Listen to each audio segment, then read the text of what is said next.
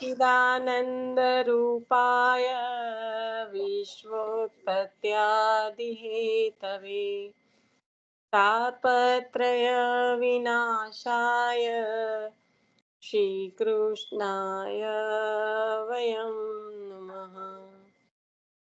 શ્રી વલ્લભને હૃદયમાં પધરાવીને શ્રીમદ ભાગવતજીનું રસપાન કરીશું. શ્રીમદ ભાગવત પ્રથમ સ્કંદ મંગલાચરણના 3 શ્લોક પછી જે નૈમિષારણ્યમાં સત્ર ચાલુ થયું કથાનું, એના અંતર્ગત આપણે વાંચન કરી રહ્યા છીએ. ગઈકાલે આપણે જે લીધું હતું નૈમિષારણ્ય કોને કહેવાય, એ ક્ષેત્ર ના દેવતા કોણ છે, ત્યાં આગળ જે સત્રની જ્યારે શરૂઆત થઈ છે ત્યારે જે સૌનક આદિ ઋષિઓ છે, આ 1000 વર્ષના સત્રમાં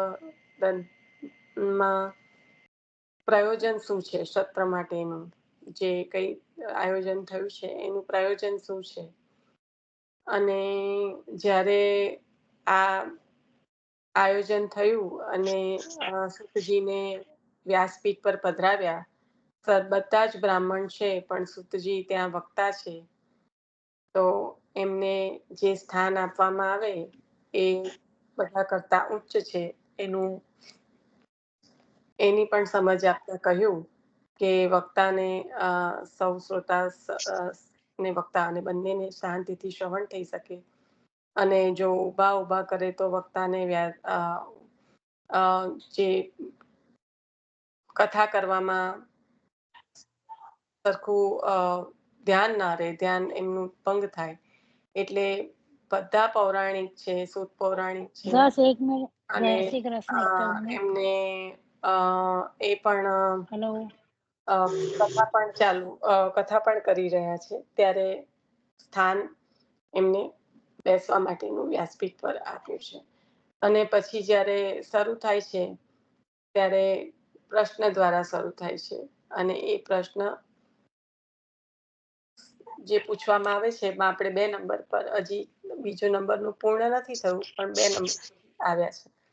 તો આના સંદર્ભમાં કંઈ પણ સ્મરણમાં આવ્યું હોય, આચાર્ય ચરણ સંબંધી, સોડશ સંબંધી, એટલે કે નામ સંબંધી, સોડશ સંબંધી કે વાર્તાજી સંબંધી, અને આમાં પણ હજી લેવાનું બાકી છે. આ તો ખાલી મુખ્ય પોઈન્ટ્સ જ લીધા છે, તો એ પ્રમાણે લઈ લઈએ અને પછી આગળ વધીએ. હા બોલો, શું કહો છો? નિશાબેન, હા, સોનલબેનને જોઈન કરો, મેસેજ આવે છે એમનો. હા કરો. હા નિશા, એને મેં સોનલને બધી બહુ રીંગો મારી અને ક્યારનો મેસેજ મૂક્યો છે પણ નથી જોઈન થતી, ખબર નહીં. તો એમને એવું કહી દો કે તમારું સ્કાઈપ ફોન બંધ કરીને ફરી પાવર ઓન કરીને ચાલુ થઈ જશે. અમે જોઈન કરીએ છીએ પણ નથી થતા તમે. એટલે છે ને સોનલ, એટલે એક્સેસ ને. અને મેં એવું કીધું, મેસેજ લખો છો ડાયરેક્ટ લોગો પરથી પણ થવાય છે, એવી રીતે જ થઉં છું. હા, પણ કદાચ એમનામાં કંઈક ગ્લિચ હશે આજે, કારણ કે હવે અહીંયા આગળ એમાં શું છે કે ઘણીવાર સ્કાઈપના પણ પ્રોબ્લેમ્સ હોય છે, રાઈટ? એટલે રિંગ મારી જુઓ, પણ એની સાથે સાથે એક એવું પણ કહી દો, કારણ કે કોઈ ઓલરેડી રિંગ મારેલી છે એમને, સોનલને મારેલી છે તમે લોકોએ રિંગ?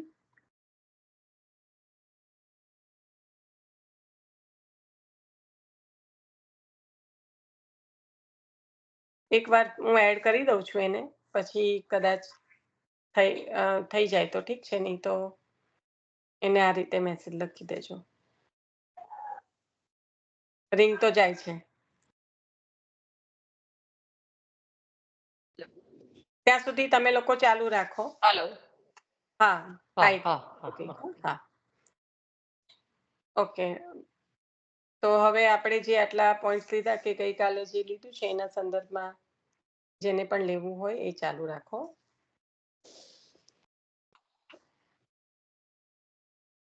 હું મ્યુટ થાઉં છું, જેને બોલવું હોય એ અનમ્યુટ થાજો.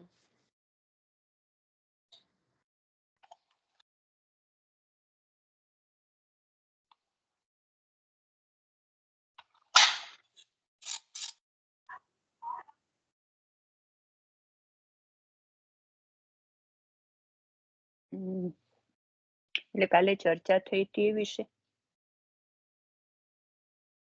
કાલે વાંચન થયું હતું એના જ સંબંધમાં આપણે જે પોઈન્ટ્સ હતા વાંચનના સૌનકાદી આપણે જે ઋષિઓને ને point હતા એ તો લીધા પણ હજી બધું ડિટેલમાં નથી લીધું ને એટલે Yeah, yeah. એ લઈ આગળ વધીએ. આ તમે લો લીનાબેન. હા એટલે આ સૌનકાદી ઋષિને એમને અ, હીન એમાં કીધું કે તો એમાં ડિફરન્સ કેટલો કે એમને હજુ અ, સાધન અને ફળ બંને જુદું છે. એમને સ્વર્ગલોકની એમને ચાહના છે, યજ્ઞ યાગ કરી અને એનાથી એમને સ્વર્ગલોક પ્રાપ્ત થાય. આપણે પુષ્ટિમાં સાધન એ જ ફળ ને ફળ એ જ સાધન. આપણે આજે જ્યારે વહુજી આજે સત્સંગમાં સમજ પાડી હતી કે પુષ્ટિમાં સાધન એ ફળ ને ફળ એ સાધન શું, તો આપણે જે સાધન કરીએ છીએ ઠાકોરજીની સેવામાં, પછી આપણે પહેલા મિશ્રી ધરતા હોઈએ તો મિશ્રી ધર્યા પછી આપણને આગળ દૂધઘર કે અનસખડી કે નાગરી એવી ધીમે ધીમે જે ઠાકોરજીને ભોગ ધરવાની પ્રેરણા થાય એ જ એનું એ ફળ છે. લો ભગવતી માસી આગળ. હા એટલે તમે કહ્યું કે બે સાધન અને ફળ અહીંયા તો એક તો લીનાબેન એ જે બહુજીએ કીધું એ તમારી ઉત્તર ફળ તરફ થવાની ગતિ છે. ફળ એ ઠાકોરજી એટલે આપણે કાલે જોઈ ગયા હતા કે સાધન અને ફળ એક કેમ છે પુષ્ટિમાં, રાઈટ? શું જોઈ ગયા હતા?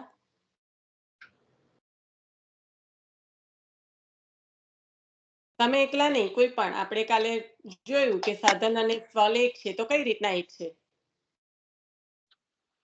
જે પુષ્ટિ અને મર્યાદાનો સંપૂર્ણ ભેદ બતાવે છે.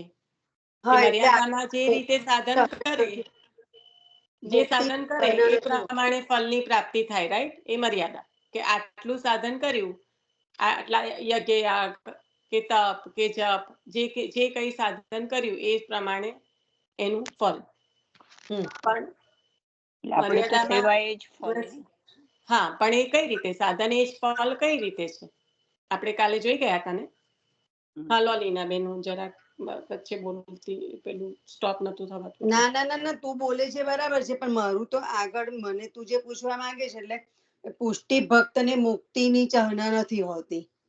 આપણે એ કાલે તો બરાબર છે, એ બધું જ લીધું તું આપણે કે હવે ધારો કે શું છે કે બધા લોકમાં બધા સ્થાને બધાના ફળની અપેક્ષા હોય છે એ અલગ અલગ હોય છે. હવે જે સ્વર્ગલોકમાં રહેલો હોય એને કોઈ પુત્ર આદિની આકાંક્ષા હોય, જેને સ્વર્ગલોક સુધીનું સુખ. જ્યારે ભૂતલ પર હોય તો અહીંયા આપણે વાત થઈ હતી કે લોકેશણા પુત્રેષણા વિત્તેષણા, કાં તો લોકની ચાહના હોય એટલે કે લોકમાં પ્રસિદ્ધ થવાની ચાહના હોય, કાં તો પુત્ર આદિની ચાહના હોય, કાં તો વિત્ત એટલે કે દ્રવ્યની ચાહના હોય.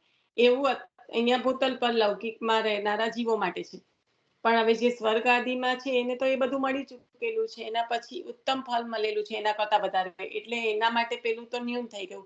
એવી રીતના જે ભક્ત છે એના માટે મુક્તિ ભક્ત છે કે જેને પ્રભુનું સાનિધ્ય પ્રાપ્ત થયું છે, જેને પ્રભુનો રસાનુભાવ પ્રાપ્ત થયો છે, એના માટે આ સ્વર્ગ મુક્તિ આદિ તુચ્છ થઈ જાય કે નહીં? તો એ પ્રશ્નમાં હજી આવશે, એ પ્રશ્નના અંતર્ગત આવશે.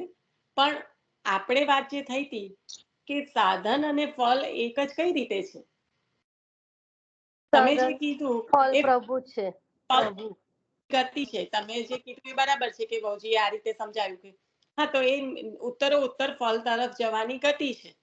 પણ સાધન અને ફળ એક જ છે એવું શેના કારણે આપણે કહીએ?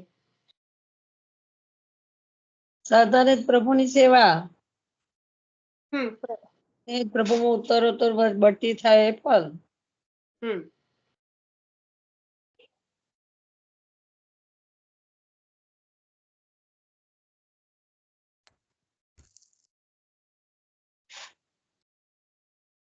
વૈષ્ણવ કશી ચાહના રાખતા નથી, પ્રભુને પ્રાપ્તિ કરવાની ચાહના હોય છે. હમ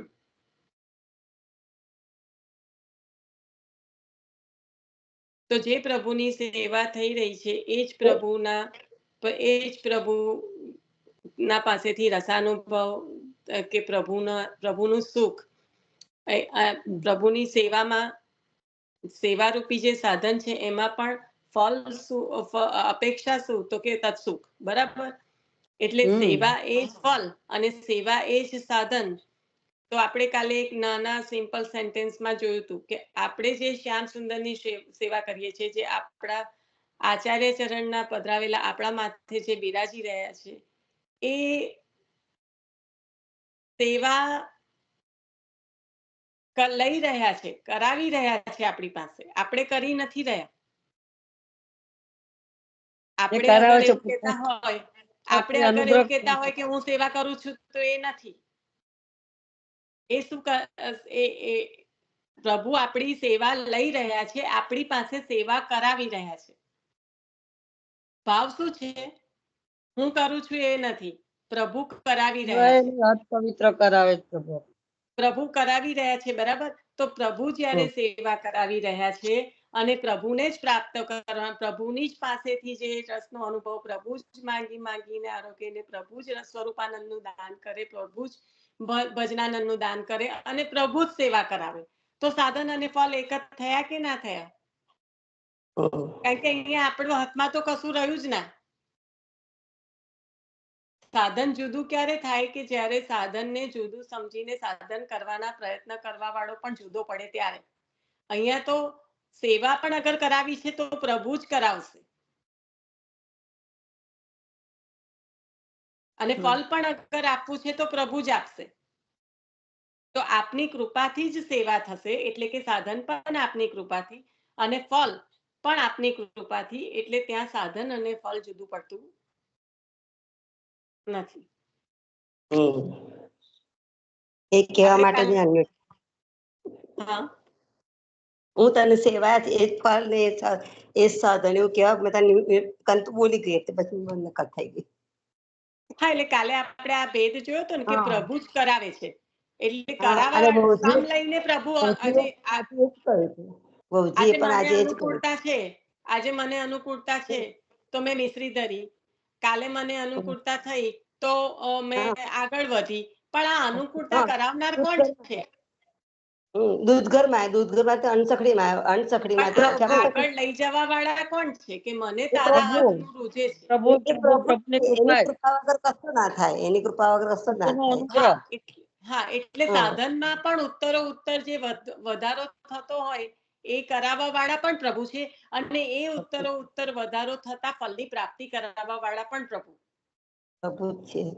તો કે છે ને કે સમર્પણ તો પ્રભુએ કર્યું છે, આપણે નથી કર્યું. સમર્પણ તો એમને જ કર્યું. શ્રમ લઈને તો એ બિરાજે છે, કારણ કે સાધનમાં પણ આપણને મદદ કરે, સેવામાં પણ આપણને, અને પછી ફળ આપવામાં પણ એમને જ પરિશ્રમ. એટલે બંનેમાં પરિશ્રમ. પણ ફક્ત ને ફક્ત ત્યાં આગળ એમના શ્રમનું નિવારણ ક્યારે થાય કે જ્યારે આપણે તાપયુક્ત થઈએ ત્યારે. અને એ સાચી સેવા છે. આપણે જો બે પ્રેમાસ્ત્રો આપણી આંખમાં પ્રભુ જ્યારે જુએ ત્યારે પ્રભુને જે સખીને મળ્યાનો જે આનંદ થાય ત્યારે પ્રભુના શ્રમનું નિવારણ થાય છે. નહીંતર તો પ્રભુ શ્રમ લઈને બિરાજી રહ્યા છે, બીજું કઈ નથી. કારણ કે જે કઈ રસનું દાન કરવાનું છે એ પણ આપે, અને જે રસનું દાન કરવા માટે જે પગથિયા ચડાવવાના છે આપણને, એ પણ એ ચડાવી રહ્યા છે.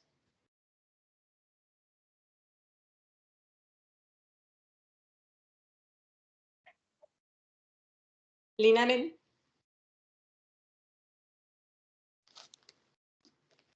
ચાલો આગળ વધીએ. હવે આગળ તું જે સમજણ પાડી ને તે ગઈકાલે લીધું તું ને આ ઇલાબરેટ કરીને સમજણ પાડી. જ્યારે અમે શું છે ખાલી આ છે એટલું થઈને પછી આગળ ચાલીએ છે. પણ જે તે જે કીધું ને એમાંથી આગળ વધારે સમજ પડે ને આવી સમજ હોય તેને લાંબા સમય સુધી આની સમજણ રહે.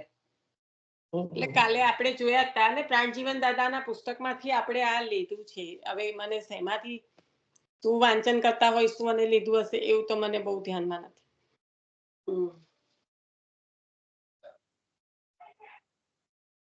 આઈ થિંક વલ્લભ એટલે જે દમલાજી દ્વારા વલ્લભનું પ્રાકટ્યનું જે હતું ને થોડું થોડું કરીને વચ્ચે લેતા હતા એ વખતે જ આમાં હતું.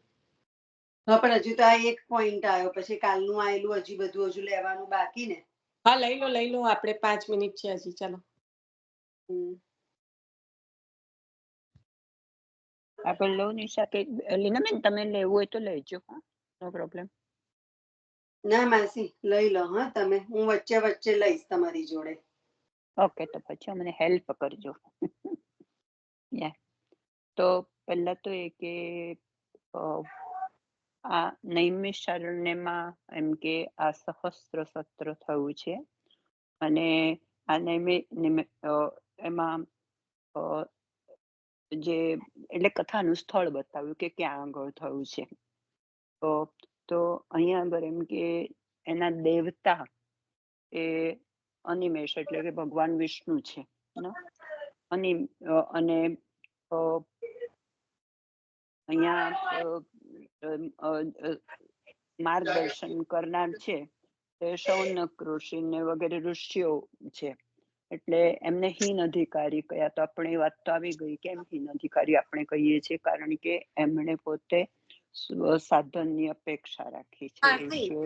એટલે આ આપણે આ જે હીન અધિકારી કે એવું કશું પુસ્તકમાં નથી, પણ આપણે જ્યારે વાંચન કરતા હોય ત્યારે એક જે સેન્ટેન્સ સ્વર્ગ માટેની ઈચ્છા હા, એમાં હીન અધિકારી એવું નથી, આમાં તો નથી એટલે પુસ્તકમાં આપણે નથી. ખાલી એને એવી રીતે યા સમજ્યા છે કે અધિકાર ઉતરતો કેમ થઈ જાય, કારણ કે પ્રભુથી અતિરિક્ત સાધનની અપેક્ષા રાખી છે પ્રભુ ના માટે. સાધનની નહીં, પ્રભુથી અતિરિક્ત કોઈ ફળ જોઈએ છે. સ્વર્ગલોક આદિ એ હા, પ્રભુથી અતિરિક્ત ફળ છે. સ્વર્ગલોક જોઈએ છે તેમને.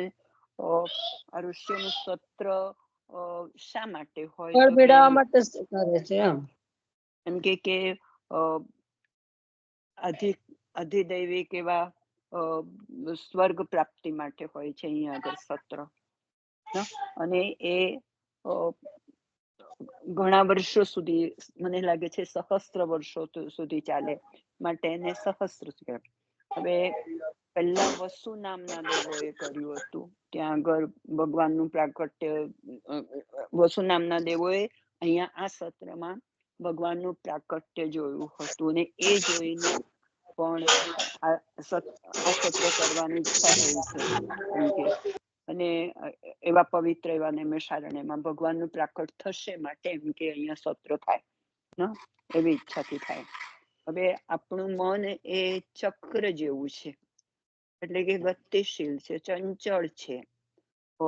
એ ગમે ત્યાં ભટકતું જ રહે છે. એટલે આપણી વૃત્તિઓ ફર્યા કરે છે.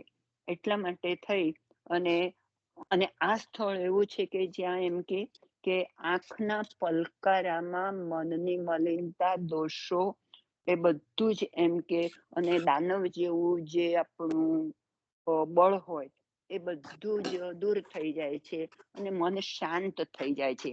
માટે નૈમિષારણ્ય એ સાત્વિક છે. એના માટે મેં એક ષોડશ ગ્રંથમાંથી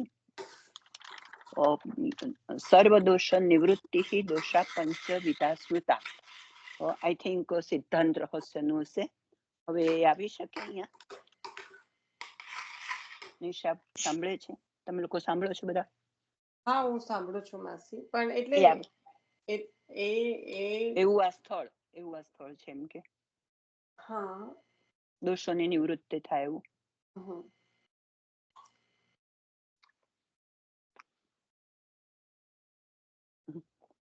અહીંયા જે યજમાન છે, યજમાન પોતે બધું એમ કે ઋત્વિક કર્મ કરી લે છે, એવું સત્ર છે. અને પછી મૃત્યુદેવને પણ એટલા માટે આમંત્રણ આપ્યું છે, કારણ કે મૃત્યુદેવ જો વચ્ચે કોઈનું પણ મૃત્યુ થાય તો આ કામ આગળ ચાલી શકે કે નહીં એમ. એટલા માટે બળદેવજીએ જયારે તીર્થયાત્રા કરી હતી ત્યારે લોમહર્ષણનો વધ કર્યો હતો અહીંયા આગળ.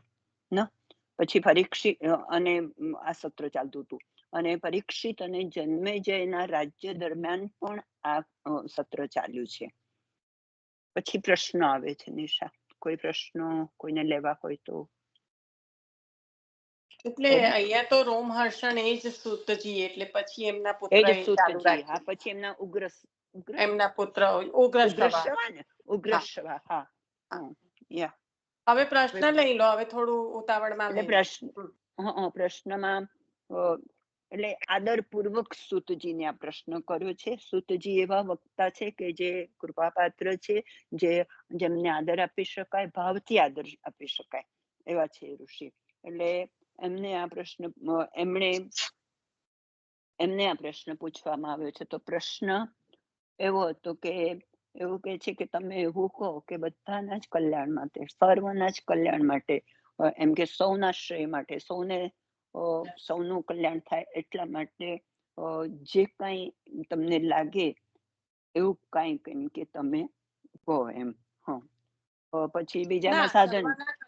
સર્વનું કલ્યાણ શેનાથી થાય? આમ કોઈ એક સર્વ સામાન્ય કઈક એક વસ્તુ કહી દો કે જે સર્વનું કલ્યાણ કરવા વાળી છે એમ. ઈશ્વર પ્રભુની કથાથી. હા, એટલે હજી એ આવ્યું નથી. આ તો પ્રશ્નો ચાલુ થયા છે.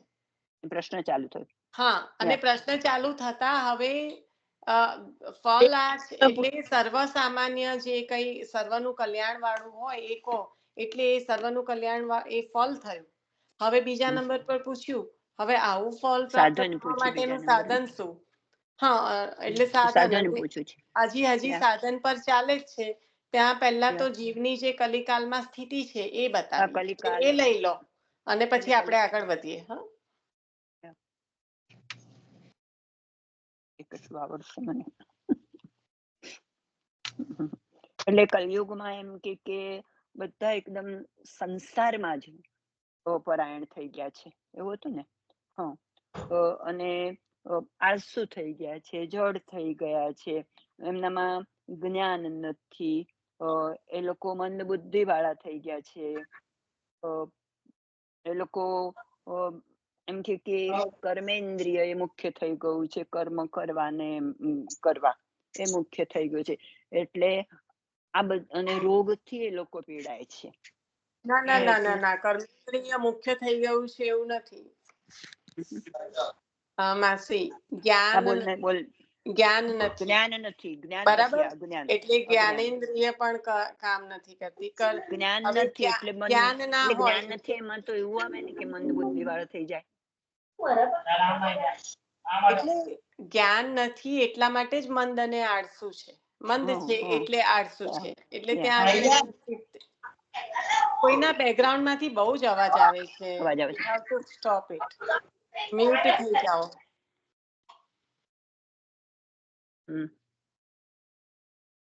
એટલે જે હવે કર્મ ઇન્દ્રિયોનું તો પછી જ્ઞાન ના હોય, મને ખબર ના હોય કે મારું કાર્ય શું છે તો હું કરી શકું ખરી? કારણ કે મને જ્ઞાન જ નથી કે હું કોણ છું અને મારે કઈ દિશામાં જવાનું છે. પહેલા તો પ્રશ્ન એ જ આવે કે કોણ છું, એની એ મંદતા છે, પ્રભુનો અંશ છે એ જ નથી ખબર. એટલે એ ડિરેક્શનમાં કઈ જઈ જ ના શકે. એટલે ત્યાં કર્મ ઇન્દ્રિયો પણ કામ નથી કરતી. અને ઉપરથી દેહના તો દેહના જે એ છે એ તો બાધા કરે જ છે. એટલે શરીરને એ પણ બાધા કરે છે. એટલે ત્યાં એટલે જ્ઞાન ઇન્દ્રિય, કર્મ ઇન્દ્રિય અને શરીર એ બધા દોષ ત્યાં આવે છે. એટલે લોકોમાં એમ કે જન્મના ને આગંતુક એવા દોષો આવી ગયા છે અને લોકો લૌકિક કર્મમાં લોકો ડૂબેલા છે. એ બાહ્ય દોષ છે. આમ 3 પ્રકારના દોષથી એ લોકો પીડાય છે. એમ કે આ દોષને દૂર કરવાના કે છે કે અનેક સાધનો છે ને તે અમને કહો આપ. એવું છે ત્યાં સુધી મેં કરેલું. હા, બરાબર છે. એટલે મુખ્યતઃ એ જ કીધું કે જ્ઞાન, કર્મ અને દેહાદિક જે દોષ એ પણ બતાવ્યા. અને એની સાથે સાથે 3 દોષ એ બતાવ્યા કે તમે જે કીધું એ કે એક તો લૌકિકમાં રત છે એટલે જે બાહ્ય રૂપે થતા હોય એ દોષ છે. આગંતુક આવશે. એ કયા દોષ? એ પણ લૌકિક માંથી ના આવે, આગંતુક જન્મ સાથે આવેલા. ના.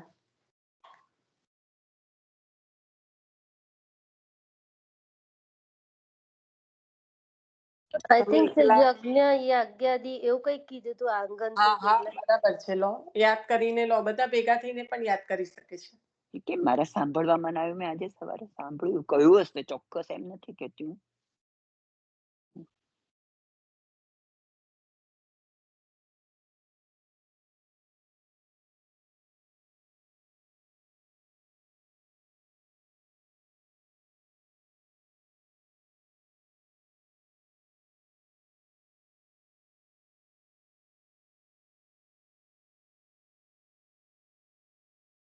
બોલો મિલનબેન, તમને ખબર છે તો. ના એટલે મેં તો આટલે આગંતુક નું આવું મેં સાંભળ્યું હતું રેકોર્ડિંગ માં, એટલે એટલું એટલે મેં કીધું અત્યારમાં સાંભળ્યું રેકોર્ડિંગ, પણ મારા કે આમ તેમ હોય શું. ના એમને લીધું હતું જ, એ તો મને પરફેક્ટ ખબર છે કે આવું આ રીતે લીધું હતું, સમજાયું હતું કે આગંતુક નો મિનિંગ શું છે. જન્મના દોષ અને આગંતુક દોષ. હા જન્મથી એટલે પણ હા આગંતુક. ચાલો કઈ નહીં, હું લઈ લઉં છું અને આપણે આગળ વધીએ છીએ. પ્લીઝ પ્લીઝ કારણ કે પ્લીઝ. આમાં એક જ વસ્તુ છે કે હું એવું નથી કહેતી કે તમને લોકોને આ યાદ કેમ નથી કે આ યાદ રાખો, પણ આ એક વસ્તુ તમારી સમજને વધારે છે, અને એ જેમ જેમ સમજ વધે એમ એમ અંદર ઊંડા ઉતરાય. એટલે આપણે આ જે બધું યાદ રાખવાનો પ્રયત્ન કરીએ છીએ ને, એ આજના યાદ રાખવા માટે નથી, એને ફરીને ફરી ઊંડાણથી, કારણ કે એક દિવસે સાંભળીએ તો બીજા દિવસે એના ઊંડાણમાં ઉતરાય. એટલે જ્યારે કંઈક એક સેન્ટેન્સ પણ વાંચીએ તો એ શું કહેવા માંગે છે ને એનું તત્વ ક્યારે ખબર પડે કે જ્યારે આપણે આગળ ઘણું બધું એના પર મનન ચિંતન કર્યું હોય, ત્યારે એનો ગોઢાર્થ 3 વસ્તુ હોય. શબ્દાર્થ, જે આપણને લેંગ્વેજ આવડતી હોય એટલે સારી રીતે સમજાય, જેનો લેંગ્વેજ પર જેટલો કમાન્ડ એને શબ્દાર્થની એટલી ખબર પડે. પછી બીજું શું હોય છે? ભાવાર્થ. શબ્દનો અર્થ દરેક એક શબ્દના અનેક અર્થ થતા હોય છે, તો આની અંદર રહેલો જે ભાવ હોય એ સમજી શકે એ ભાવાર્થ કહેવાય. અને એ સમજ્યા પછી પણ એની પર એક રહસ્યમય અંદર હજી કંઈક છુપાયેલું હોય છે, તો એને કહેવાય ગૂઢાર્થ. તો શબ્દાર્થ, ભાવાર્થ અને ગૂઢાર્થ, આવી જે આ વાણી છે એ સમજવાની આપણા બસની જરાક પણ વાત નથી, પણ આચાર્ય ચરણની કૃપાથી એ ક્યારે સમજાશે કે આપણે પણ એના પર મનન ચિંતન કરીશું. તો એવું ના સમજો કે હવે આ તો નૈમિષારણ્યમાં સત્ર થયું અને બધા બેઠા અને 6 પ્રશ્ન પૂછ્યા અને પ્રશ્નો ચાલુ થયા, એવી વાત નથી. આ જે ત્રિવિધ તાપ, ત્રિવિધ દોષ, જે સદોષ શ્રી આચાર્ય ચરણે આપણો અંગીકાર કર્યો છે, તો એ જીવની સ્થિતિ કેવી છે અને છતાં આપણો અંગીકાર કર્યો છે. અને સદોષ અંગીકાર કર્યા પછી શું એ ઠાકોરજીને લાયક હોય? ના. પણ આપની કૃપાથી અને આપના સામર્થ્યથી એ દોષોનું નિવારણ થાય છે અને જીવ શુદ્ધ થાય છે, એટલે પ્રભુને લાયક થાય છે અને ત્યારે પ્રભુની સેવામાં જઈ શકે છે. એટલે આ એક પ્રક્રિયા છે કે જેમાંથી જીવ પસાર થાય છે, જે આપણે નથી સમજી શકવાના, પણ આચાર્ય ચરણની કૃપાથી આપણને એનું દાન થયું છે. તો એક પણ વસ્તુ કદાચ એવું મનન કરવાનો પ્રયત્ન કરો, હા કાલે તો શું આવ્યું તો હા એ તો હવે પ્રશ્નો આવવાના, નૈમિષારણ્યમાં સતત થયું, આમ થયું, એવું નથી. એ ભાગવતજી નથી આપણે, અને આપણે એવું કરવા પણ નથી બેઠા.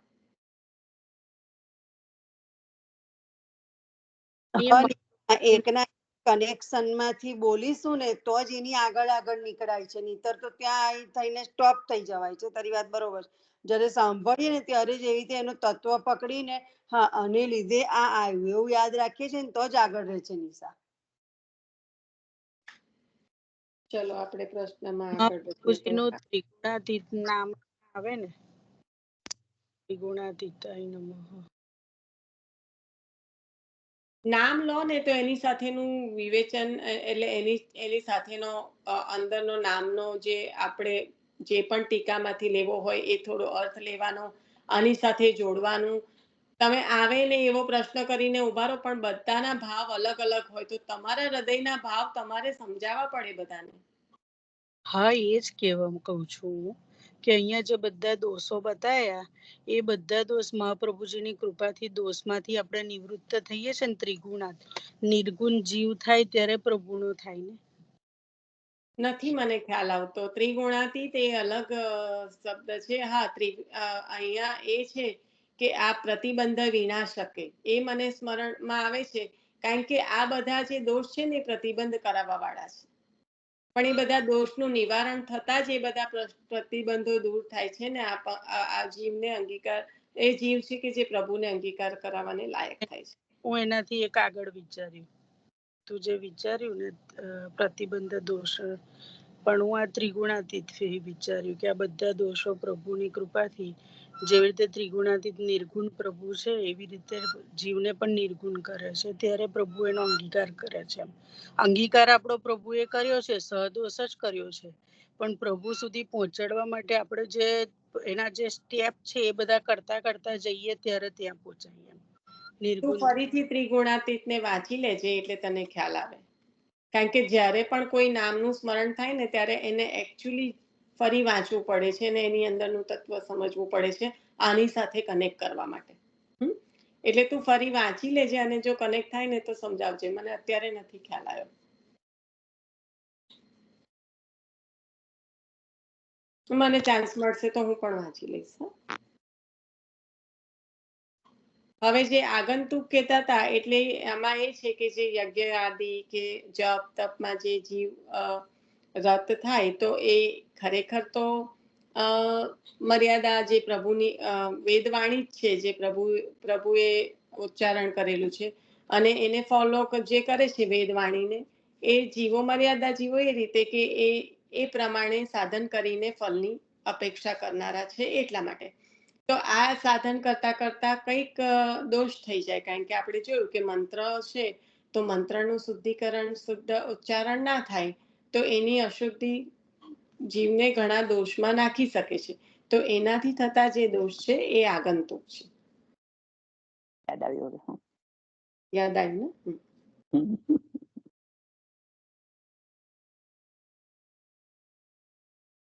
એટલે જન્મના, કર્મના અને આગંતુક.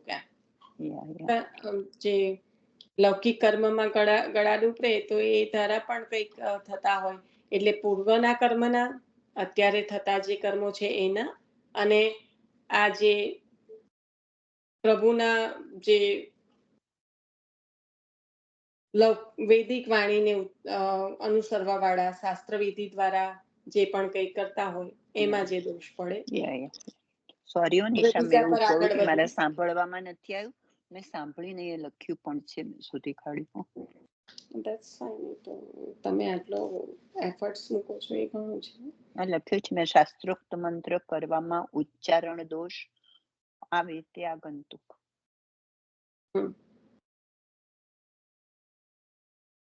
ઉચ્ચારણમાં એક એક્ઝામ્પલ છે માસી. શાસ્ત્ર વિધિને અનુસરતા જે કઈ દોષ પડે એમાં આચરણના પણ દોષ હોઈ શકે. કે આ રીતે કરવાનું હોય એનાથી જરાક પણ અલગ રીતે થાય. કે સમય આ હોય આ જ પર્ટિક્યુલર સમયમાં જ આ થવું જોઈએ તો ના, ઘણા દોષ પડી. એના માટે એવો શબ્દ વાપર્યો ને કે શાસ્ત્રોક્ત વિધિથી આચરણ. હા, એટલે જો એ આચરણમાં કંઈ પણ હોઈ શકે, પછી બોલવા માટેનું કે કરવા માટેનું કંઈ પણ હોઈ શકે. બરાબર.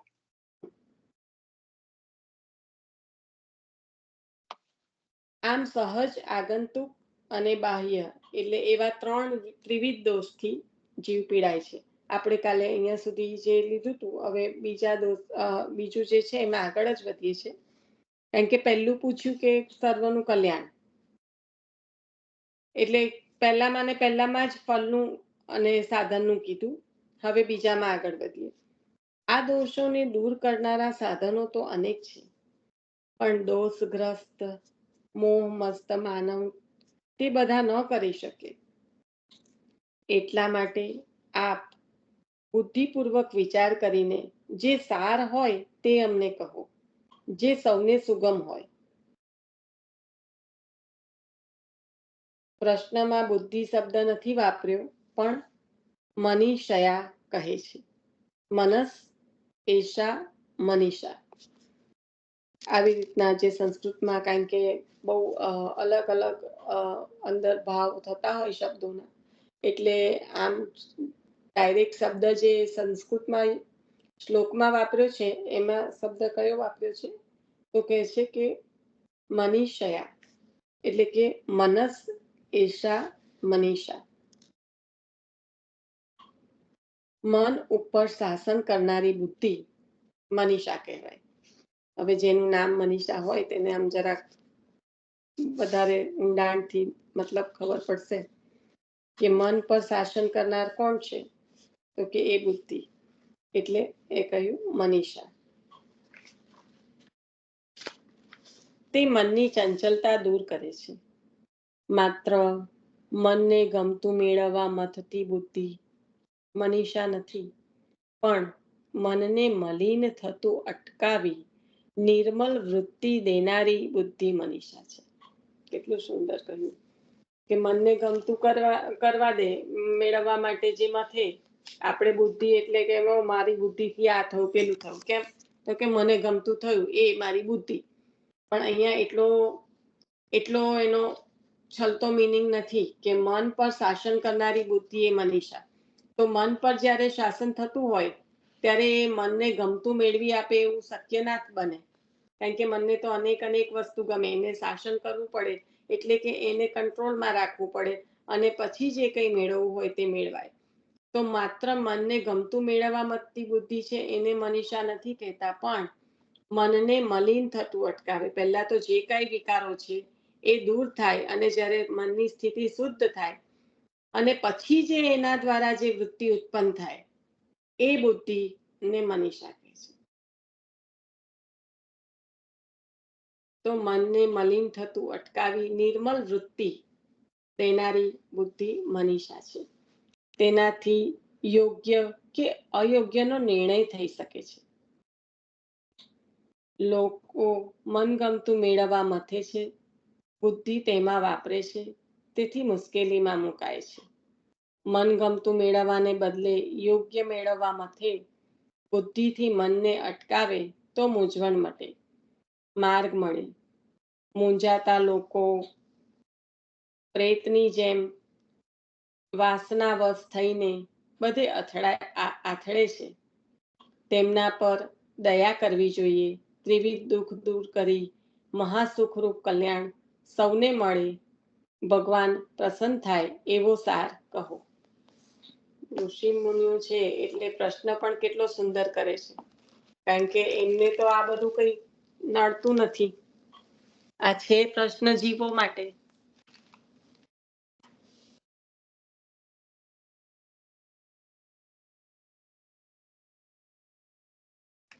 એક જ મિનિટ. હા,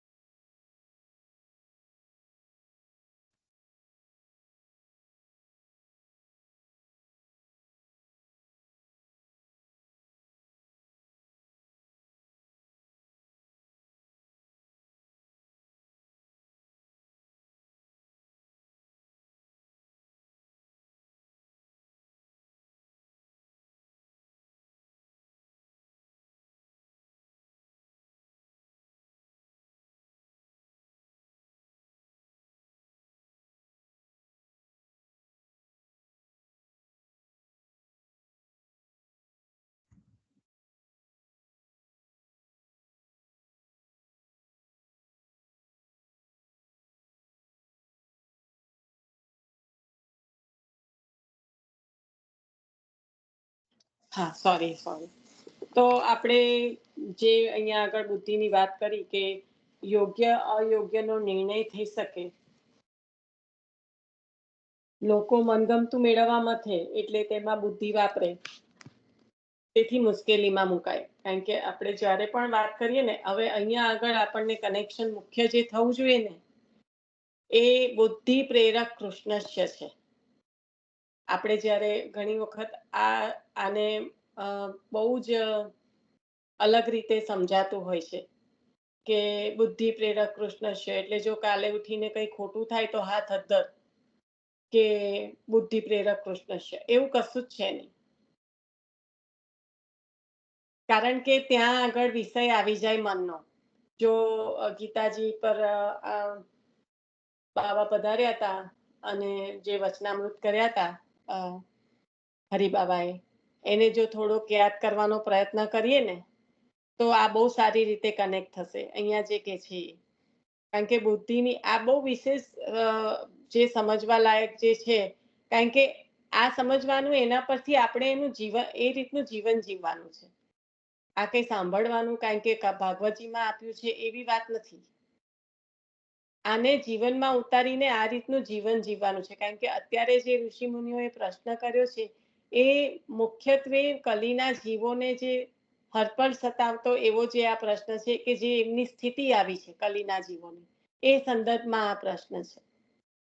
તો બાબાએ પ્રશ્ન બહુ સુંદર કર્યો હતો કે જો આત્મા છે, કારણ કે શરીર અને આત્મા છૂટા પડે છે, તો આત્મા છૂટો પડી ગયો. જ્યારે પણ દેહથી આત્મા જુદો પડે છે ત્યારે નશ્વર દેહ રહી જાય છે અને આત્મા તો છૂટો પડી જાય છે. તો હવે એ આત્મા છે, આત્મા તો પરમાત્મા સાથેનો જે અંશ છે એ આત્મા છે, એટલે એ તો શુદ્ધ જ છે. બરાબર? કોઈ કે આત્મા જે આપણને જેની પહેચાન નથી પણ એ છે તો શુદ્ધ જ, કારણ કે એ અંશીમાંથી પ્રકટ થયેલો અંશ છે.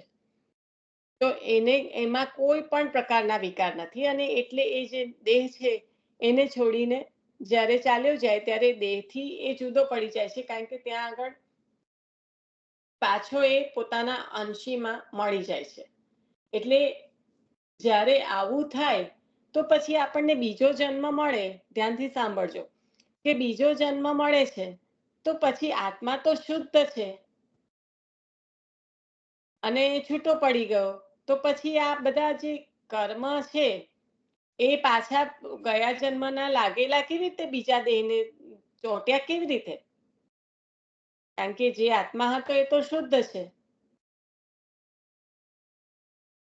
તો પછી જ્યારે બીજો દેહ ધારણ કરે ત્યારે એની જોડે તો કઈ જ ના આવવું જોઈએ ને. મન સાથે જ હશે. હા, એને શું વળગી જાય છે? મન. બરાબર ને?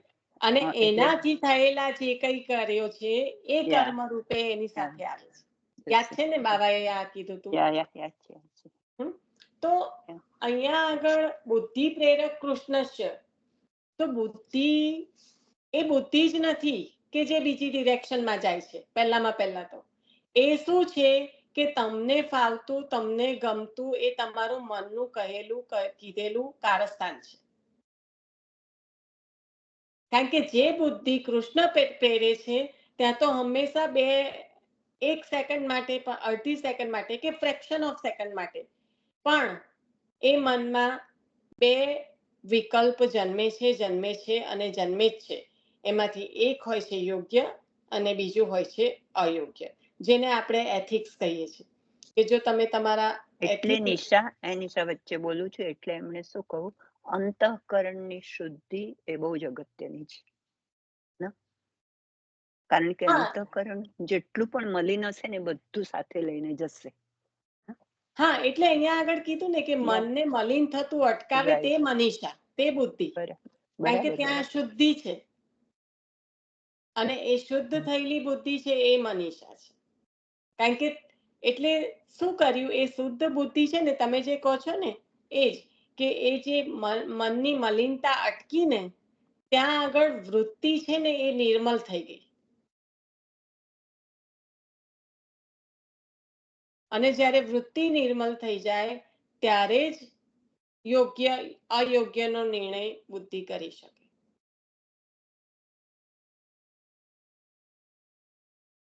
એટલે બુદ્ધિ જે મનની મલિનતા જે અટકી એ જ નિર્મલ વૃત્તિ દેવા વાળી છે. અને એ નિર્મલ વૃત્તિ દેનારી બુદ્ધિ એ મનીષા.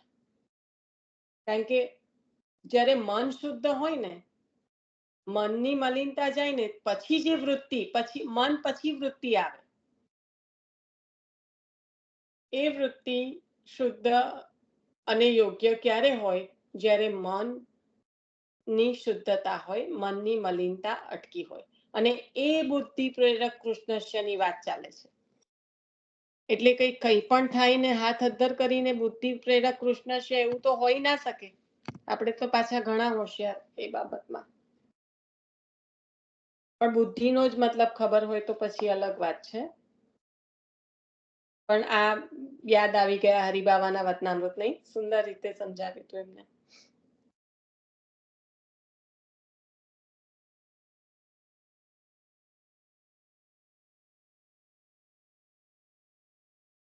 મૂંઝાતા લોકો પ્રેતની જેમ વાસનાવશ થઈને બધે અથડાય છે.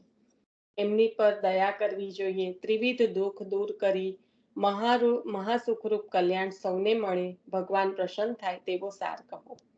2 પ્રશ્નમાં ફલ અને સાધન પૂછ્યા. પહેલામાં શું પૂછ્યું? સર્વને કલ્યાણ કરવા વાળું એટલે કે ફલ.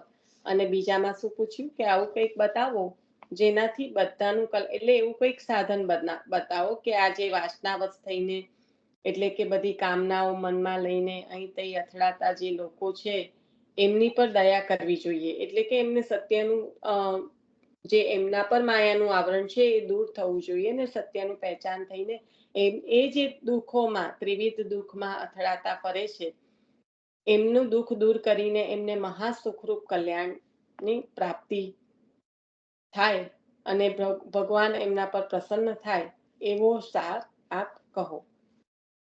કોઈને ઉત્તમ વસ્તુ મળ્યું હોય અને એ દયાળુ હોય સ્વભાવમાં તો એવું વિચારે કે આવું જ બીજાને કેવી રીતે મળે. અને એવી સ્થિતિ આ ઋષિ મુનિઓની છે કે આપને જે ઉત્તમ વસ્તુ મળી ગઈ છે, જે વસ્તુતઃ કૃષ્ણ એવા, તો એ આપને તો મળી ગયું છે, પણ આ જે બીજા છે એમના દયાળુ સ્વભાવથી વિચારે છે કે જે આ જીવો છે જે અથડાઈ રહ્યા છે એમને પણ આવા સુખની પ્રાપ્તિ થાય એવો સાર કહો. 2 પ્રશ્નમાં ફલ અને સાધન પૂછ્યા. પ્રકટ થયેલા પ્રભુ ફલ અને સાધન રૂપ છે એટલે ભગવાનના પ્રાકટ્યનું પ્રયોજન પૂછે છે. અહીંયા પણ સાધન અને ફલ પુષ્ટિની સ્થિતિ આવી ગઈ, બતાવી દીધું કે 2 પ્રશ્નમાં ફલ અને સાધન પૂછ્યા. હવે પ્રકટ થયેલા પ્રભુ ફલ અને સાધન રૂપ છે એટલે ભગવાનના પ્રાકટ્યનું પ્રયોજન પૂછે છે. આવી ગયું એક આપણે જે ભાગવતજી છે તો એને પુષ્ટિમાં જે કઈ આચાર્ય ચરણે આપણને આપ્યું છે આ જ આપ્યું છે. ભાગવતનું ગૂઢાર્થ જ પ્રકટ કરીને આપણને ગોપીજનોને જ્યારે ગુરુ બનાવ્યા તો ગોપી એક ભાવ છે જે અત્યંત શુદ્ધ છે અને જેમાં તત્સુખી ભાવના જ રહેલી છે, અન્ય કોઈ ભાવો રહેલા નથી. એવા ગોપીજનોને ગુરુ કહ્યા છે.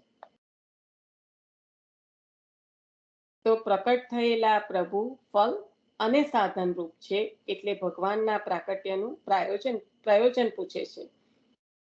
ભગવાન પોતાને માટે પ્રકટ થતા હશે કે લોકોને માટે? હવે પ્રશ્ન આવ્યો કે પ્રભુ પોતાને માટે પ્રકટ થતા હશે કે લોકોના માટે? તો કહ્યું કે આ તો અતિ ગૂઢ છે, તેથી પ્રશ્ન પૂછવો કે નહીં એમ ઋષિઓ વિચાર કરતા હતા. અમે જે પૂછવા ઈચ્છીએ છીએ તે સૂત જાણતા હશે? સૂતજીના મુખ સામે જોતા પ્રસન્નતા દેખાઈ એટલા માટે બોલ્યા, સૂત જાણો છો, તમારું કલ્યાણ થાય. બ્રાહ્મણને મન જ્ઞાન મુખ્ય છે. ભગવાનનું જ્ઞાન મળતા બ્રાહ્મણ પ્રસન્ન થાય. પ્રસન્નતા પ્રદાનમાં પરિણમે. બ્રાહ્મણનું સ્વાભાવિક પ્રદાન તેના આશીર્વાદ છે. ઋષિઓએ સૂતને આ મોટી દક્ષિણા દીધી છે. સામાન્ય રીતે વિધિ પ્રમાણે કાર્યના અંતે દક્ષિણા દેવાય, પણ પ્રસન્ન બ્રાહ્મણોએ ઉદારતાથી આરંભમાં જ ઉદાત્ત દક્ષિણા દીધી છે. પછી પ્રશ્ન પૂછે છે એટલે અહીંયા બ્રાહ્મણનો સ્વભાવ બતાવ્યો કે બ્રાહ્મણના માટે આ પ્રશ્ન પૂછવો કે નહીં એ તો એમને મુખ્યત્વે હજી વિચાર હતો, પણ સૂતજી કદાચ જાણતા પણ હશે, જ્ઞાની છે, બ્રાહ્મણ છે, એટલે સૂતજીના મુખ સામે જોતા પ્રસન્નતા દેખાઈ, એટલા માટે બોલ્યા કે સૂત જાણો છો, તમારું કલ્યાણ થાવ. હવે આવા આશીર્વાદ પણ આપી દીધા, કારણ કે બ્રાહ્મણને મન જ્ઞાન મુખ્ય છે, અને ભગવાનનું જ્યારે જ્ઞાન થાય ત્યારે બ્રાહ્મણ અતિ પ્રસન્ન થાય છે, અને પ્રસન્ન થાય એટલે એ પ્રદાનતામાં, એટલે કે એ કંઈક ને કંઈક પ્રદાન કરે બીજાને, એમાં પરિણમે. એટલે બ્રાહ્મણનું સ્વાભાવિક પ્રદાન તો એના આશીર્વાદ જ છે. એટલે ઋષિઓએ આવી મોટી દક્ષિણા સૂતજીને આરંભમાં જ પ્રદાન કરી છે. હવે પછી પ્રશ્ન પૂછે છે, ભગવાન 6 ગુણવાળા છે, સર્વસમર્થ છે, સ્વતંત્ર છે, કાંઈ પણ કાર્ય કરવા માટે એમને દેહ સંબંધ જરૂરી નથી. અવતાર લીધા વિના પણ પ્રભુ બધું જ કરી શકે છે. છતાં એ ભગવાન સામાન્ય લોકોની જેમ કેમ પ્રકટ થયા? ભગવાન દેવો અને મુક્તોના પણ સ્વામી છે, છતાં સંસારી માણસોમાં કેમ પ્રકટ થયા? સનત કુમારો પણ બ્રહ્માના મનમાંથી પ્રકટ થયા છે, તો ભગવાન સ્ત્રી દ્વારા કેમ પ્રગટે? આવા બધા પ્રશ્ન છે. 2 પ્રશ્નમાં જ્યારે સાધન અને ફળ પૂછ્યા, ત્યારે જે પ્રભુ જે ફળ અને સાધન રૂપા છે, જે પ્રકટ થયા છે, તો એમના પ્રાકટ્યનું મુખ્ય પ્રયોજન પૂછવું છે. અને પૂછવાનો મતલબ તો એ છે કે આ પ્રકટ શેના માટે થયા? પોતાના માટે કે જીવોના માટે? કારણ કે પ્રભુને આ બધું કરવા માટે પ્રકટ ના થવું પડે. હવે પ્રશ્ન એવો પૂછવો છે, પણ પૂછે સી રીતે? કારણ કે પ્રશ્ન પ્રભુના પ્રાકટ્યનો છે, પ્રયોજન શું છે? કે પોતે પ્રકટ થતા હશે કે લોકોના માટે? કંઈક પ્રયોજન શું છે, પોતાને માટે કે લોકોના માટે? આવો પ્રશ્ન થયો, પણ આ રીતે તો પ્રશ્ન પૂછાય નહીં. જાણી રહ્યા સૂતજી પ્રસન્ન થયા, આશીર્વાદ આપ્યા બ્રાહ્મણોએ, અને પછી જે પ્રશ્ન કર્યો છે એ એના સંદર્ભમાં કે 6 ગુણવાળા, સર્વ સામર્થ્ય, સર્વગુણ સંપન્ન, સર્વ સામર્થ્ય એટલે કરતુમ અકર્તુમ અન્યથા કરતુમ, એવા આપ જે સ્વતંત્ર છો, તો એ કોઈ કાર્ય માટે દેહ સંબંધ એમને તો જરૂરી જ નથી. અવતાર લીધા વિના પણ પ્રકટ થઈ શકે, અને તે છતાં પણ સામાન્ય લોકની જેમ પ્રકટ થયા. અને ભગવાન દેવો અને મુક્તોના પણ સ્વામી છે, દેવોના દેવ છે આપ, તો પછી સંસારી માણસોમાં જ કેમ પ્રકટ થયા? અને જો સનત કુમારો જેવા સનત કુમારો જે બ્રહ્માજીના મનમાંથી પ્રકટ થયા છે, એટલે એમનું પ્રાકટ્ય લૌકિક નથી, દેખીતું લૌકિક નથી, તો પછી પ્રભુ કેમ માતાના એટલે કે સ્ત્રી દ્વારા પ્રગટ્યા? આવા બધા જે પ્રશ્નો થયા છે, એ પ્રશ્ન અહીંયા આગળ સૂતજીને પૂછે છે. હવે જે ત્રીજો પ્રશ્ન છે કે ભગવાન તો સ્વતંત્ર છે, સ્ત્રી પરતંત્ર છે, તેમાંય દેવકાના કન્યા વસુદેવજીના પત્નીમાં શું કરવા પ્રકટ થયા? હવે આટલું બધું મનોમંથન કર્યા પછીનો જે પ્રશ્ન ત્રીજો આવ્યો કે પ્રભુ જે સ્વતંત્ર છે, સ્ત્રી પરતંત્ર છે, તો તેમાંય પાછું દેવકના કન્યા અને વસુદેવજીના પત્ની, એટલે અહીંયા જે આધિપત્વ એટલે કે સ્ત્રીની એક કન્યા છે, તો ત્યાં પણ પોઝેશન છે, અને કોઈની પત્ની છે તો ત્યાં પણ પતિના પોઝેશનમાં છે, એટલે કે પતિને આધીન છે. જ્યારે કુંવારી છે ત્યારે પિતાના આધીન છે. તો એટલા એ દ્રષ્ટિએ પરતંત્ર, અહીંયા કઈ પરતંત્ર એટલે કે સ્ત્રીને કંઈક અલગ રીતે પોર્ટ્રેટ કરી છે એવો મિનિંગ નથી, પણ કહેવાનો મતલબ છે કે પ્રભુ સ્વતંત્ર, અને જે સ્ત્રીનું જે મુખ્ય રૂપે એવું કહેવાય કે સ્ત્રી એક કાં તો દીકરી હોય ત્યારે પિતાને આધીન હોય, અને પત્ની હોય ત્યારે પતિને આધીન હોય. એ આધીનત્વ બતાવે છે કે એ પરતંત્ર છે. તો એ આપ સ્વતંત્ર અને એ પરતંત્ર, તો પછી આપ એવું કેવી રીતે પ્રકટ થયા એમના દ્વારા? એટલે આ પ્રશ્નમાં હવે આપણે કાલે આગળ વધવું પડશે, કારણ કે ચોથો પ્રશ્ન આવતા સુધી તો ઘણું લાંબુ છે, એટલે સમય થઈ ગયો છે આપણો. અહીંયા રાખવું પડશે. આજે થોડુંક ઓછું થયું છે, પણ હજી આગળ વધુ ને તો બીજો હાફ એન અવર જાય એવી રીતના છે. કાલ લાગીને ભૂલી જો એટલે જવાબ આપું અત્યારે. હા, શું કહો છો? કાલ લાગીને ભૂલી જવાય એટલે અત્યારે જવાબ આપું એ કેમ કહું છું એમ.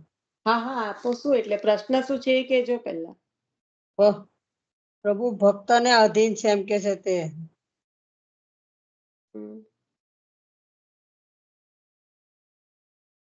દુર્વાસા ઋષિને અમરીશ રાજાનો જ્યારે વ્રત કર્યો અને કીધું કે પારણા કરી લીધા તો પાછળ ક્રોધ કરીને પધારી ગયા. તેમની પાછળ પ્રભુએ સુદર્શન ચક્ર પડ્યું. સુદર્શન ચક્ર પોતે વારે છે તો વરતા નથી, બધાની પાસે જાય છે પણ બધાએ ના પાડી. પ્રભુ પાસે ગયા, પ્રભુએ પણ કીધું કે મારાથી નહીં બને એમ, હું ભક્તને અધીન છું. પ્રભુ ભક્તનું મારું હૃદય છે ને હું હૃદય ભક્તનું છું એમ. એ તો જેનો અપરાધ કરે એની પાસે જાવ તો તમારું સુદર્શન ચક્ર અટકશે એમ.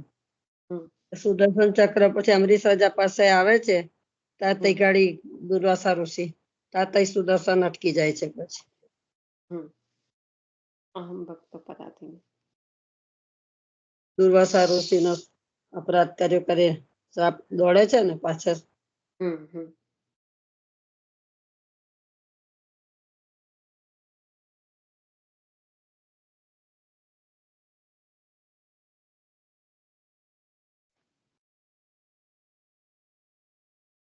એટલે હવે કાલે ત્રીજા પ્રશ્નથી આપણે આગળ વધીશું. થોડુંક મનન ચિંતન જે આગળ થાય છે ને એમાં થોડીક હજી ઉતાવળ કરવાની કરીશું, જેટલું પણ થાય એટલું, પણ કરવી વધારે સારી, તો આપણે થોડુંક વાંચનમાં વધારે આગળ જઈ શકીએ.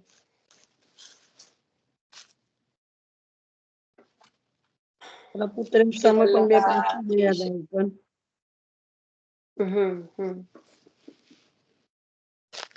પણ યાદ રહેતા સારું, પાછું ભૂલી જાય તે એટલે તમે આ કયા સંદર્ભમાં કીધું ને એ ખબર ના પડી. હમણાં ના કીધું આવ્યું તે પ્રભુ ભક્તને અધીન છે એમ. ના, આપણે હમણાં એવું નથી આવ્યું. આપણે એવું આવ્યું કે પ્રભુ અત્યારે ના, પ્રભુ સર્વ સામર્થ્ય છે. તો પછી આવી રીતના પ્રકટ થવાનું પ્રયોજન શું એમ, એવી રીતના પ્રશ્ન આવ્યો. એટલે કદાચ તમને સાંભળવામાં શું આવ્યું મને નથી ખબર, પણ અત્યારે આપણે જે લીધું ને એમાં મુખ્યત્વે પ્રભુના પ્રાકટ્યનું પ્રયોજન શું છે એવો પ્રશ્ન થાય છે, કે આ પોતાના માટે જન્મ્યા, પ્રકટ થયા, કે લોકોના માટે પ્રકટ થયા. કારણ કે ભક્તો માટે હજી કશું એવું આવ્યું જ નથી, કારણ કે આવા બધા પ્રશ્ન જ્યારે એમને થાય છે કે જે કંઈ હોય પ્રભુ તો એક ક્ષણમાં કરી શકે, તો પછી આવી રીતના લોકવત પ્રકટ થવાની શું પ્રયોજન છે? કારણ કે આ બધા એક તો લોકમાં પ્રકટ થયા અને ઉપરથી પાછું પ્રાકૃત રીતે જે સ્ત્રી દ્વારા પ્રકટ થયા એમ, દેવકી મા દ્વારા પ્રકટ થયા ને. એટલે આ બધા જે પ્રશ્નો છે એના સંદર્ભમાં સૂતજીને પૂછે છે કે આવા સર્વ સામર્થ્ય સ્વતંત્ર એવા જે પ્રભુ છે એ એમનું આ રીતે સ્ત્રી દ્વારા, એટલે કે દેવકના પુત્રી અને વસુદેવજીના પત્ની, એમના દ્વારા પ્રકટ થવાનું આપનું પ્રયોજન શું છે? કારણ કે બ્રહ્મા જે સનત કુમારો છે એમનું પ્રાકટ્ય પણ બ્રહ્માજીના મનમાંથી છે, એમનું પણ આવી રીતે પ્રાકૃત રીતે નથી. એટલે આવી રીતના પ્રશ્નો પછી, કારણ કે પ્રશ્ન કરશે ત્યારે જ જવાબમાં બધું આગળ આવશે ને, કે પ્રભુનું પ્રાકટ્યનું પ્રયોજન પણ શું છે ને પ્રકટ થયા છે પણ કઈ રીતે. શ્રી વલ્લભાધીશ કી જય.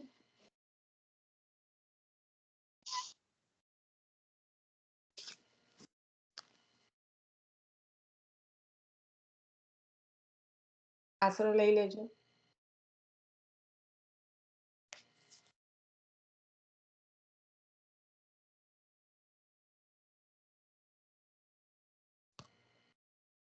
જેમને મંગલાચરણ લીધું છે એ સુઈ ગયા લાગે છે, બીજું કોઈ પણ લઈ લો.